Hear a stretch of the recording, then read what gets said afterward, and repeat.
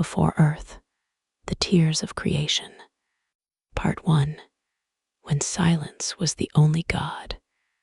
Before time had a name, before stars were born, and darkness learned to breathe, there was only silence. Not the silence we hear after noise, but a silence that was alive, vast, endless, breathing through eternity. It was neither light nor dark, neither life nor death, just being. In that eternal stillness floated a single thought, faint, uncertain, yet powerful enough to change everything. That thought was I am. And so existence began.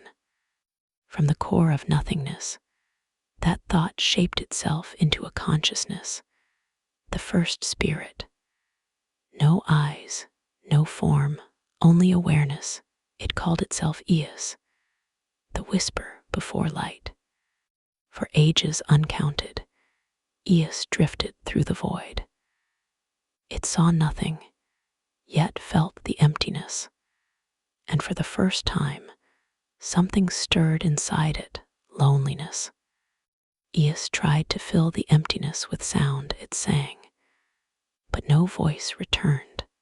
It wept, but no one saw each tear that fell from Eos's invisible form became a spark, faint glimmers in the void.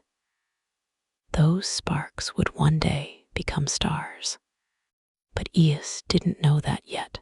To it, they were only memories of its own sorrow, scattered across the endless dark. One day, from one of those glowing tears, another spirit emerged, softer, warmer, radiant. Her name was Lumira, born from the first tear of longing. When she opened her eyes, the void shimmered faintly. Eos felt her presence instantly, like warmth touching cold for the first time. Eos, who are you, Lumira? I am what your sorrow created, Eos. Then you are my mistake. Lumira, smiling, or your purpose. And so began the first bond, not of matter, but of feeling. Eos, the whisper of existence. Lumira, the flame of compassion. Together, they danced in the emptiness, shaping the rhythm of creation. Their joy rippled through the void like waves. Each wave birthed new fragments, sound, light, color. The cosmos was learning to breathe. But as the light expanded, shadows followed, for even creation must have balance. From the echo of Eos's first doubt, a question whispered too softly. Another presence emerged. It was cold, heavy, and full of hunger. His name was Varn, the keeper of stillness. Where Eos sought to create, Varn sought to contain. Where Lumira glowed, Varn absorbed. He was the mirror of all beginnings, the silence that feared sound. Varn, you fill the void with chaos. You destroy the peace that was. Eos, peace is not the same as emptiness. Varn, to exist is to end. You have started a chain that will never stop. His words chilled the stars. Even Lumira's warmth dimmed. Eos hesitated. What if Varn was right? What if creation was only the beginning of destruction? That moment of hesitation birthed the first shadow, a ripple of imbalance that would grow for eons. Lumira, seeing Eos's doubt, touched his essence gently. Lumira, you cannot stop creation once love has begun. Even sorrow creates beauty. Her words became wind, the first movement of the cosmos. Her touch birthed dust, which swirled into shapes. Those shapes became worlds, spinning silently in the cradle of space. Among them was one world unlike any other, still forming, half dark and half light. It was fragile, waiting for breath. Eos looked upon it and whispered, "Let this be the heart of all things." That whisper became the first promise, the seed of what would one day be called Earth. But Varn watched. He saw the growing light and felt himself fatting. He could not vanish, for nothing truly dies in the void. It only changes. So he began to corrupt the echoes of creation. He planted fear inside the wind, doubt inside the light, and silence inside the hearts of stars. And slowly, the perfect harmony Eos and Lumira had built began to tremble, worlds cracked. Stars collided. The first death was born, a sun that lost its fire. Eos fell silent once again. Lumira wept, and her tears became oceans on the young world's seas that remembered sorrow. A long time passed, ages beyond count. Creation had expanded far beyond its makers. Reach, Yos, and Lumira now drifted among the worlds they had shaped. But each world carried echoes of their pain. They realized that creation without purpose was hollow. Lumira, they shine, but they do not feel, Yos. Perhaps feeling was meant only for us. Lumira, then let us give it away. From her soul, Lumira tore a fragment of light, her very essence, and gave it to the newborn earth. From that essence, warmth spread through the stone and air, creating life, tiny, trembling sparks that would one day learn to think, dream, and love. Eos watched silently, proud yet fearful, for every creation, he knew, must face its shadow. And deep beneath Earth's growing crust, Varn had already made his home, unseen, whispering doubt into the new life's fragile heart. When Lumira's essence entered the world, her own light dimmed. Yos tried to hold her, but she was fatting, scattering across the stars like dust in the dawn. Eos weeping, "You gave too much." Lumira smiling faintly, "Creation demands sacrifice.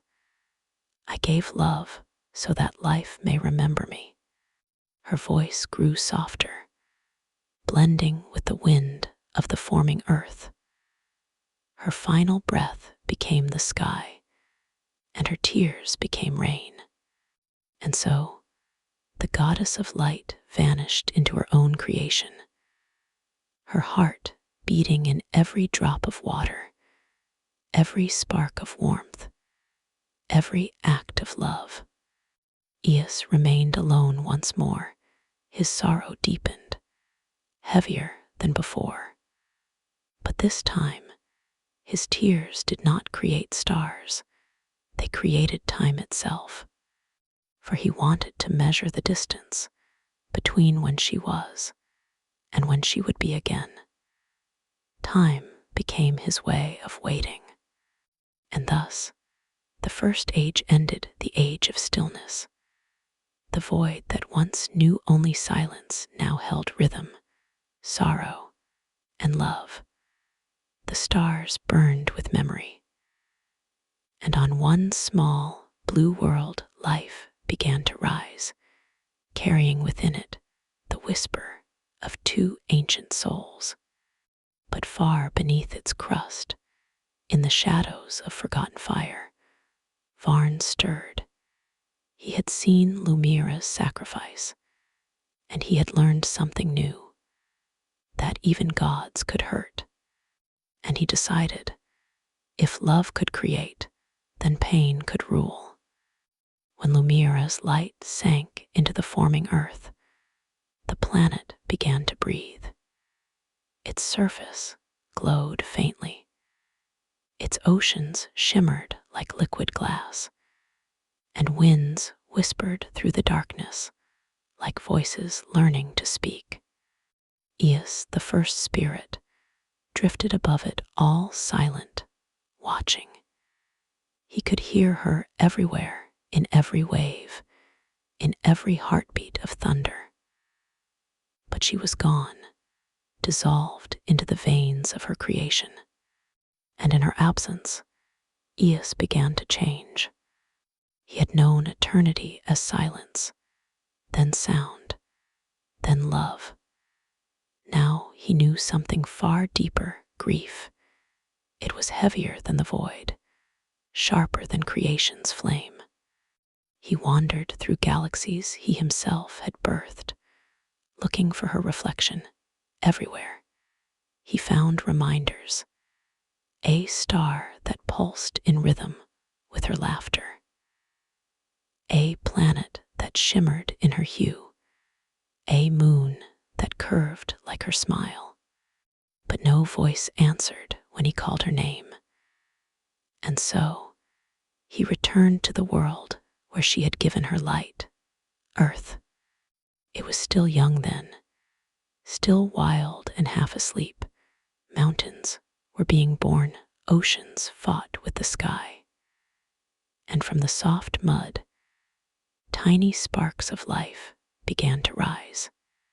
They were fragile, small, trembling creatures of light and breath. They did not yet know pain or hunger or fear. They simply were, basking in the warmth Lumira had left behind. Eos watched them, fascinated. In their eyes, he saw traces of her, in their touch, her warmth, and in their joy, her echo. Eos softly, so you are her last dream. But in the depths of earth, another power stirred. The keeper of stillness, Varn, had not vanished. He had sunk into the molten shadows of the planet's heart, shaping a kingdom of silence. From his realm beneath the stone, he watched the living beings crawl and dance in the sunlight. He watched their innocence, and it enraged him. Varn, they move without knowing why. They live without fearing the end. They must learn what it means to stop. He reached up from the underworld, and his whispers began to crawl through the roots of the mountains, through the deep waters, through the breath of wind. He did not speak words, he planted feelings. Where there had been calm, he placed hunger. Where there had been joy, he placed desire. Where there had been love, he placed fear of loss. The living creatures began to change. Some grew teeth, some claws. Some learned to take what others had. The first conflict was born, and with it, the earth began to bleed. Eos sensed it, the tremor of balance breaking. He descended once more, his light flickering like the memory of dawn. He found a valley filled with soft mist and living creatures weeping over their fallen kind. The ground was red, the first blood, the first death. Eos knelt beside them, invisible yet present, and felt Lumira's sorrow in every drop. Her creation had begun to suffer. He wanted to destroy it, to end this cycle of pain. But then he heard something faint, fragile, yet unmistakable. A song. It came from the smallest of them, a creature wounded yet singing to the sky, as though asking for help. And in that song, Eos felt something new, hope. He realized that even in suffering, there was a spark that refused to die. Something inside life wanted to rise again. Eos whispering, "So this is what she meant. Love creates even in pain." He could not unmake Varn's influence, not without unmaking all life itself. So instead, he decided to guide it. Eos began to breathe upon the world again, where he touched the waters. New forms grew, larger, stronger, wiser. Where he touched the wind, thoughts began to stir, patterns, instincts, questions. And finally, he bent down and whispered into the dust, "Remember her." From that whisper, humankind began, not from the soil alone, but from memory, emotion, and loss. They rose fragile yet aware, small yet full of curiosity. They looked to the stars and felt longing. Though they did not know why, they looked at the sea and felt peace, though they did not know whose tears they mirrored. And when they loved, it was fierce, unreasoned, and pure, like Lumira's. Eos watched them grow, proud yet afraid. He saw both her beauty and Varn's darkness in them. They carried the spark of creation and destruction in equal measure, and thus began the age of breath, the age of mankind's awakening. Far beneath the surface, Varn watched as humans built fires and called them light. He watched as they sang to the stars, and in their songs he heard her name, Lumira, though they did not know who she was. It enraged him even more. Varn, she is gone, yet they worship her still. They call her sky, mother, light, but they forget the silence that made her possible, me. In his rage, he rose from the underworld, shaping a form from shadow and flame.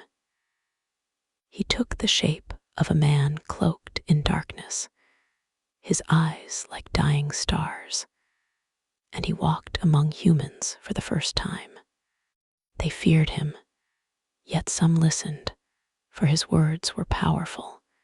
He did not lie, but he spoke the truth in ways that twisted hearts. Varn, you love, yet you suffer. You hope, yet you die. Why worship the light that abandons you? Some began to believe him. They built fires not for warmth, but for power. They hunted not for survival, but for dominion. They forgot the harmony Eos had tried to restore. Darkness entered not through storms or monsters, but through thought. Eos saw this and despaired. He could not destroy Varn, for the universe demanded balance. But he could create something to protect the fragile light in mankind's hearts. And so, from the last memory of Lumira's laughter, he created the Ethra, the spirits of dawn. They were not gods, but echoes, beings made of love, memory, and courage, invisible to human eyes. They whispered to those who dreamed of peace, who dared to be kind, who looked up at the stars and wept for beauty. Whenever someone forgave instead of fought, whenever someone sang despite sorrow, and Ethra's wings shimmered unseen beside them. They were Lumira's legacy, the light that refused to die. Varn, however, was cunning. He could not destroy the Ethra, but he could corrupt them. He whispered to them, too soft, patient, poison-tongued. You protect them, yet they forget you. You love them, yet they destroy what you built. Why serve creatures so cruel? And some Ithra, wounded by truth, fell, their light dimmed, their wings blackened, and they became the Verakai, the shadows of grief. They walked among humans too, whispering doubts, feeding despair, and the world grew colder. The stars themselves began to flicker.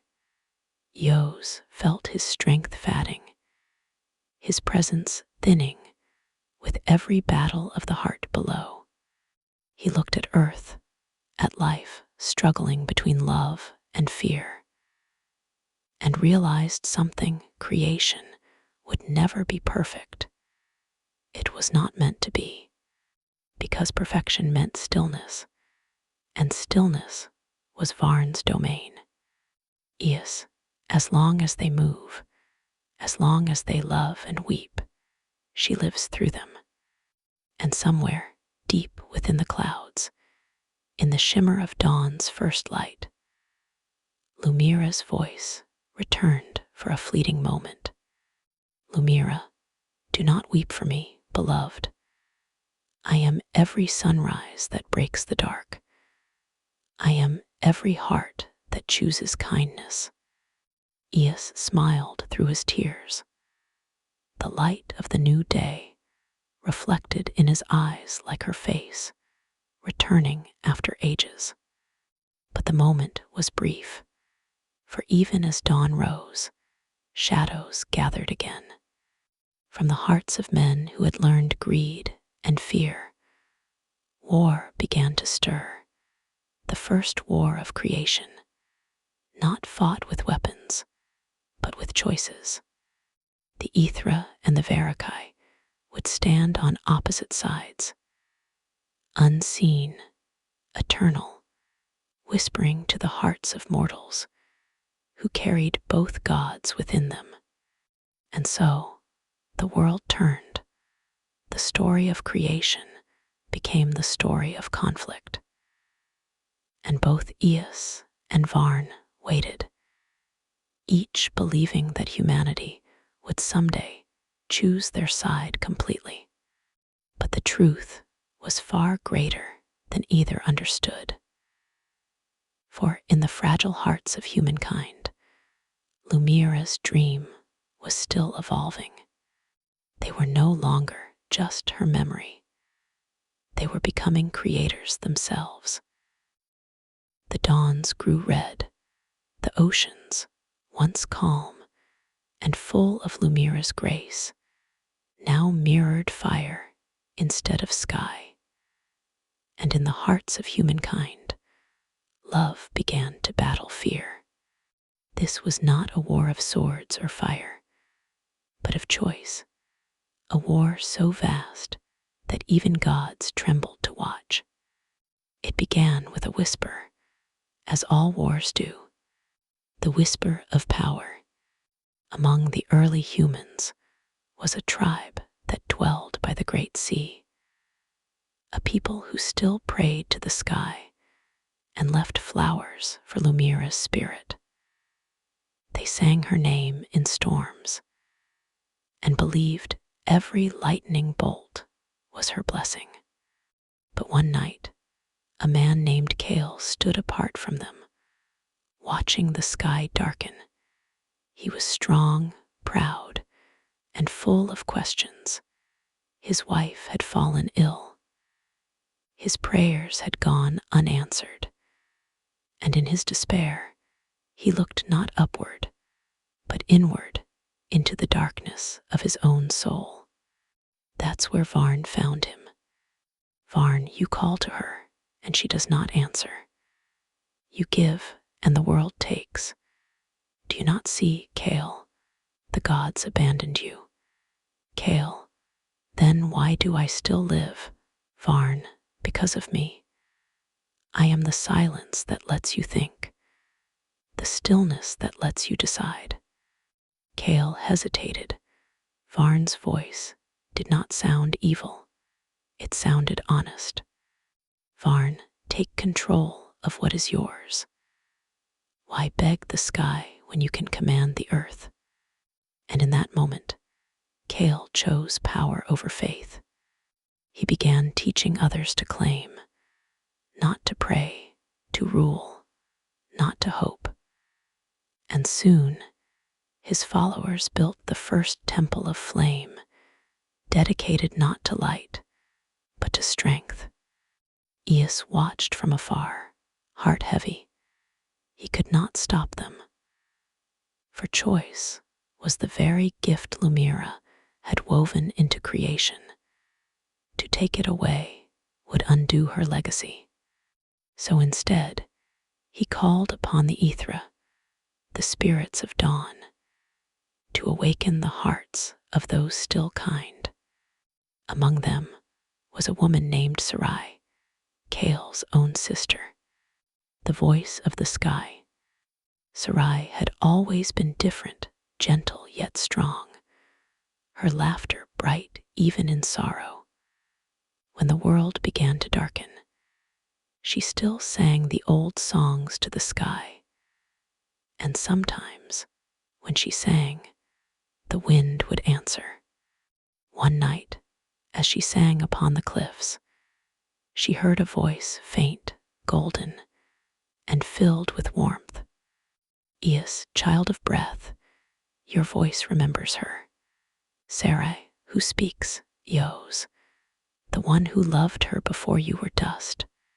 Sarai, then tell me, is the world dying? Yos, no, it is learning. But you must remind them what light means. From that night, Sarai began to speak to her people. She told them of Lumira's love, of Eos's sorrow, of the beauty born from loss. Her words lit fires in hearts that had grown cold. But her brother Kale saw her as a threat. Kale, you keep them weak, Sarai. The world bows only to power. Sarai, power without love is destruction, brother. Kale, then let it destroy, for only the strong deserve to live. And thus began the war of light and shadow, not fought between gods, but through the hands of their children, the first blood of faith. Eos wept as the war unfolded. For the first time, the skies themselves turned against the earth. Storms raged where prayers once rose. Mountains cracked under the fire of man's greed. And the oceans, Lumira's tears, boiled with fury. Kale's followers, empowered by Varn's whispers, learned to harness flame and stone. They built great citadels and forged weapons that glowed with the heat of the underworld. Their hearts, once human, burned with shadow. Sarai's people carried light, not from fire, but from compassion. They healed the wounded, shared food, and prayed for both the living and the lost. Their strength came from hope. The Ithra gathered around them, unseen but radiant. And wherever they stood, dawn seemed to linger a little longer. But Varn was patient. He had no army of soldiers. He had an army of doubts. He whispered to the weary, the grieving, the forgotten. Light cannot feed you. Love cannot protect you. What use is faith when death comes for all? And little by little, his shadows grew stronger. The fall of the dawn. The war lasted generations. The descendants of Kale and Sarai no longer remembered why it began. They fought for power, for land, for the memory of gods they no longer knew. Eos and Lumira's legacy faded into legend. Their names twisted, their meanings lost. and the stars, weary of watching, dimmed. One by one, the Ithra began to fall, their wings burned by the despair of humankind. They turned into starlight and vanished into the void, returning to the tears from which they were born. Eos watched helplessly. Every fall of an Ithra was a memory of Lumira fatting. He went to the edge of the cosmos and called out to her once more. Eos, they have forgotten you. The light you gave them is dying. Lumira, a faint echo. Then remind them not through words, but through heart. Her voice faded again, but it was enough. Eos returned to earth, unseen yet present. He found a dying child in the ruins of battle, a boy clutching his mother's hand beneath a sky torn by fire. The boy was whispering to himself, as if praying. But he was not praying for life. He was praying for peace. Eos touched his heart, and a spark ignited, gentle, eternal, pure from that spark. A new race of Ithra was born, not spirits, but souls. They would be reborn as humans, again and again, carrying light inside them, invisible but indestructible. They would not remember the gods, but they would feel their essence in kindness, art, love, and courage. Thus began the cycle of souls, humanity's secret link to its divine origin. Varn last gambit, but Varn was not done. He could not destroy what Eos had created, so he chose to corrupt the idea of it. He whispered a new thought into humankind. If the gods made you in their image, then you can be gods yourselves. It was truth twisted into poison. For the power of creation, without the wisdom of love, became the seed of arrogance. Humans began to shape the world not with reverence, but with conquest. They built kingdoms, empires, and machines that reached for the stars. They called themselves masters of earth. And once again, the balance trembled. Eos watched, silent, as humankind stood between divinity and ruin. He could no longer intervene. His strength had waned through ages of grief. All he could do was hope that within their chaos, Lumira's dream still lived. The hidden dawn, amid the wars and storms, Sarai's bloodline endured, though her name was forgotten. Her song remained. It lived in lullabies sung to children, in the gentle voice that calmed fear, in every human act of forgiveness.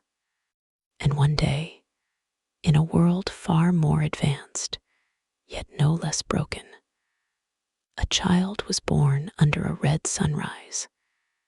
She had eyes that shimmered like the first dawn. When she laughed, flowers bloomed out of season. When she cried, rain followed her. Her name was Arya, though in another age she might have been called Lumira reborn. Eos felt her presence instantly. A warmth long lost returned to the skies. Even the stars blinked brighter that night. But deep in the underworld, Varn opened his eyes once more, for every new light summoned its shadow. Varn, if she rises again, I shall meet her not as darkness, but as truth. For even gods cannot escape what they create. And thus, the wheel turned once more. The gods who had begun as silence and sorrow would soon face the consequence of their love, a humanity on the edge of both divinity and extinction. The war was not over, it had only evolved. The world had changed, cities of glass touched the clouds, and the hum of machines drowned the whisper of oceans. Humankind had conquered almost everything except its own heart. They had learned to split atoms, bend light, and touch the stars. But they had forgotten why they had ever looked up at them. And yet, in the quiet corner of a forgotten coast, beneath a crimson sunrise, a child was born whose cry silenced even the waves. Her name was Arya, the child of two worlds. From her first breath, she was different. When she laughed, the air shimmered. When she cried, the sky wept with her. The people of her village called her blessed. Scientists called her an anomaly. But neither knew the truth, that within her heartbeat lived the last spark of Lumira. And the silent gaze of Eos watched her from the stars. As Arya grew, she often dreamt of a woman made of light, and a man of shadow standing beside an ocean of fire. They never spoke, but their sorrow wrapped around her like wind before rain. When she woke, her pillow was wet with tears she could not explain. The forgotten song. At 17, Arya found herself wandering the cliffs by the sea, the same cliffs where Sarai had once sung ages ago. There, the wind carried fragments of an ancient melody, soft, haunting, familiar. She began to hum it without knowing the words. The air trembled. The waves grew still, and then she heard a voice. Voice, you remember the song, Arya. Who's there? Voice. The first sound before life began, the silence that loved light. The sky above her rippled, and for the briefest moment, she saw a figure, a presence made of gold and sorrow, Eos. Eos, you carry her within you, the part of Lumira that chose to return. Arya. Lumira, the name from my dreams. Eos. Yes. Through you, her story continues. The vision faded, but her life would never be the same. The awakening. Arya began to feel the world differently. She could sense anger before it erupted, hear joy before it was spoken. And when she touched dying flowers, they bloomed again. But with every miracle came exhaustion. Each act of healing drained her warmth, as if the light inside her was burning faster than it should. People came from cities far and wide to see her. Some called her savior, others called her fraud. And beneath the noise, an older whisper stirred Varn, watching from the hollow between realities. Varn, so the light returns in flesh. Let her try to heal what humanity has broken. In doing so, she will burn herself, and the world will see that love cannot save them. He began to rise again, not as flame this time, but as truth twisted into despair. The temptation. As Arya's fame grew, so did the burden of her gift. Governments wanted her power. Scientists wanted her blood. Followers built temples in her name. Everywhere she went, people begged to be cured, to be blessed, to be forgiven. Their cries drowned her peace. One night, She stood alone in a temple built for her, its walls carved with her face. The candles flickered as a shadow approached. Varn, they worship you now, child of light. Does it feel holy or hollow? Arya. Who are you? Varn. The silence your God forgot, the truth your mother refused to see. He circled her like smoke. Varn, you heal them, but they return to their wars. You give them hope, and they turn it into greed. Do you not see? Love changes nothing. Arya trembled. For the first time, she doubted, and doubt, as old as creation itself, welcomed him in. Arya, if love fails, what remains? Varn, control. End their pain by ending choice, silence their chaos. Become the god they want. She closed her eyes, and for a moment, the light within her flickered dark. Eos returns. From the edge of the stars, Eos felt her falter. He had watched countless ages pass, but never had he feared so much. For Arya was not just Lumira's echo, she was the final chance for balance. He descended through light, appearing before her in a blaze that split shadow from air. Eos, Arya, do not let him speak through your pain. Arya, tears falling. You gave me a world that refuses to heal. How can love survive in such darkness? Eos, because love is not meant to end darkness. It is meant to endure through it. His voice was thunder, and tenderness entwined. For the first time, Arya saw not a god, but a being as fragile as herself, a father mourning eternity. Eos, I could not save Lumira from fatting, but through you, I can save her dream. Arya, then help me, tell me how.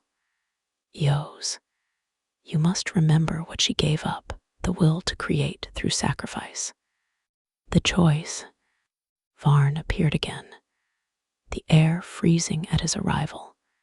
He faced Eos like night faces dawn. Varn, you speak of sacrifice, yet you never paid it. You hid while she dissolved into her creation. Eos, and you turned that creation into fear. Varn, fear was already in her tears. I only revealed it. The world trembled. Storms tore across the horizon. Every human heart shivered with the echo of their argument. Eos raised his hand, and the stars flared. Varn stretched his shadow, and day turned to eclipse. And between them stood Arya, her body half light, half dark, both forces pulling her apart. Eos, choose the light, and the world will remember love. Varn, choose the dark, and it will finally know peace. Arya fell to her knees, screaming as the sky cracked above her voice, carried across the oceans. And every living creature lifted its head to listen. The heart of the world. Within her pain, Arya saw visions, the birth of stars, the fall of angels, the laughter of Lumira, the tears of Eos, the endless waiting, and she understood. Arya whispering, neither of you were ever wrong, but both of you forgot what it means to be human. She stood, her eyes glowing with dawn and dusk together. Arya, light creates, darkness preserves. One without the other is death. She spread her arms wide. The ground beneath her split into fire and water. The heavens opened, and Lumira's voice poured down like rain. Lumira from the wind. My child, my echo, you have seen the truth. Arya's body began to dissolve into light, but not like Lumira's fatting. This was transformation. Her essence spread through every living thing, a harmony of both Eos and Varn, a union of creation and stillness. And for the first time, since time began, light and shadow bowed to each other. The new dawn. When the storm ended, the world was silent.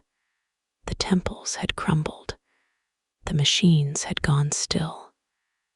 And yet, everywhere, life began to bloom again. Children laughed without reason. Old enemies embraced in tears. The wind hummed a song that no one remembered learning. Arya was gone, yet she was everywhere, in the warmth of sunlight, in the cool comfort of shade, in every heartbeat that dared to love again. Eos looked upon the earth and wept not from sorrow, but from understanding. Eos, so this is what she meant. Creation was never meant to be perfect, only alive. He turned to Varn, who stood quiet, no longer cruel, only contemplative. Varn, she has made us both obsolete. Yos, no, she has made us human. Varn looked at his reflection in the still water for the first time. It was not void, but shadow softened by light. He smiled faintly, a gesture unseen for eons. Varn then let the silence sing and let the light rest, and he vanished into the depths, not as an enemy, but as the peace that follows every sunrise. Epilogue, the tears of creation. 1,000 years passed. Humankind rebuilt, not with greed, but with wonder. They no longer sought gods in the heavens, for they had found them within themselves. Every act of kindness, every forgiveness after pain, every sunrise after storm, was Arya reborn. The myth of Lumira, Eos, and Varn became a story told to children before bed. They called it the tears of creation. And though most believed it a tale, those who listened with their hearts felt something stir, a warmth, a whisper, a memory of stars weeping with love. Before there was earth, there was silence, and from that silence came sorrow, love, and light. Together, they became life. And as long as even one heart dares to love, the universe continues to create. Every ending is a seed, and even silence grows. 1,000 years later, the earth had healed, forests had returned where cities once stood. The sky, long choked by smoke, now shimmered with uncountable stars. Humankind had learned to listen again, to rivers, to winds, to each other. But with peace came questions. Who were they before the beginning? And who would they become after the end? The myth of Arya was no longer a tale whispered by mothers at night. It was a belief, a science, a code of existence. The people called themselves children of the light and shadow. They built great sanctuaries of crystal that resonated with songs, songs said to awaken memories buried deep in the soul. And among these people, one woman began to dream. Her name was Illyra, to the dream of the starless sea. Illyra dreamt of a sea without stars, no reflection, no horizon, only darkness and the faint echo of a lullaby. Each night, the song grew clearer, and each morning, she awoke with tears she couldn't explain. On the seventh night, the sea in her dream whispered, "Voice of Lumira, child of my child, the cycle turns again." The silence stirs. Alira awoke gasping, her room bathed in pale light. In her palm, a single drop of liquid shimmered, not water, not light, something in between. The tear of creation. 3. The council of memory. The leaders of the sanctuaries gathered. They studied the tear and spoke in cautious tones. Elder 1, it is the sign we awaited. The gods will return. Elder 2, no, return means renewal, and renewal means destruction first. Elder 3, the myth spoke of silence reborn. Perhaps it is coming. But Alira felt differently. She didn't feel fear, she felt calling. That night, she stood at the highest tower, tear glowing in her hand, and looked at the stars. Alira, if I am to meet the silence, let it be where it first began. And so she left, guided by the same melody that once led Lumira to Eos. A song of light, longing for understanding. 4. The journey beyond earth. Alira built a small vessel of living light, powered not by fuel, but by emotion, the harmonics of her heart. She rose beyond the blue sky, through the silver clouds, and into the black ocean of the cosmos. Stars whispered as she passed. Each one told her a fragment of the old story, how love became creation, how creation became sorrow, and how silence waited patiently at the edge of all sound. After many days, or perhaps centuries, for time had no meaning there, she arrived at a realm without light, without matter, only stillness. 5. The presence. It was not darkness, it was the absence of being. And yet, within it, Alira felt seen. Voice, you seek the source of creation. Alira, I seek the truth of why it began. Voice, then you seek me. The space around her rippled, and from nothing, a shape formed, not God, not demon, but a shimmer of both. The silence. Silence. I am the pause before the first breath. I did not create light. I allowed it, Alira. Then you are the beginning, silence, and the end. I am the space in which love learns to echo. Alira felt tears rise, tears that shimmered like the tear of creation. Alira, why do we suffer to love? Silence.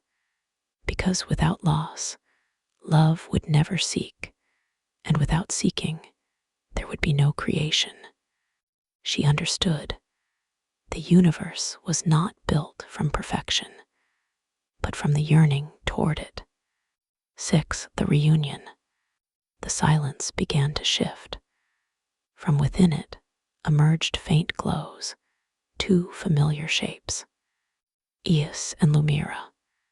They looked upon Alira as one might look at a grandchild of a dream long past. Their forms were made of memory, beautiful and unfinished. Eos, you carry her light, Lumira, and his silence, Alira. Then I am both, Lumira. You are what we became. Alira stepped forward. Alira, if I am both, then let there be no separation. let silence and light breathe together again. She held up the tear. It pulsed once, then shattered, releasing a sound so soft it felt like a heartbeat being born. The realm around her ignited. Stars flared into existence. Worlds took form. New universes bloomed like petals of divine thought. It was not destruction. It was renewal, the next act of creation, written in the harmony of opposites. 7. The final lesson. As light and silence merged, Eos spoke softly. Eos, tell them, we were never gods, we were dreams of their own hearts. Lumira. And when they dream again, we return. Their forms faded into the brilliance, until only Alira remained, her body dissolving into the new dawn of stars. She was not dying, she was becoming the song. When light loves silence, creation begins anew. 8. A million years later, a new world revolved around a young sun. It was blue, gentle, alive. The beings that walked its surface were not human, but they carried something familiar, a warmth in their hearts, a sadness in their art, a kindness in their touch. And sometimes, when they gazed at their night sky, they felt an ancient pull, a whisper of Arya's song, a flicker of Lumira's light, and the calm of Eos's gaze. They did not know the names, but they felt them. 9. The eternal cycle. The universe continued to expand, but not endlessly. For every expansion, there must be return, every creation, a rest, every sound, a silence. In that rhythm, all things lived, every soul that ever loved, every tear ever shed, every laugh ever shared, was a note in the great music of the cosmos. And at the heart of it all, a whisper could still be heard. Before earth, there was silence, and in silence, love dreamed of itself. Epilogue, the voice of Arya. Across all time and space, a faint, familiar voice sings. If you ever doubt your light, look for your shadow. If you ever lose your way, listen for the silence. For every heartbeat is creation remembering itself. The music fades, the stars blink softly, and the screen goes dark. Sparkles the end before earth. The tears of creation. Sparkles a myth of love, loss, and the eternal harmony of light and shadow.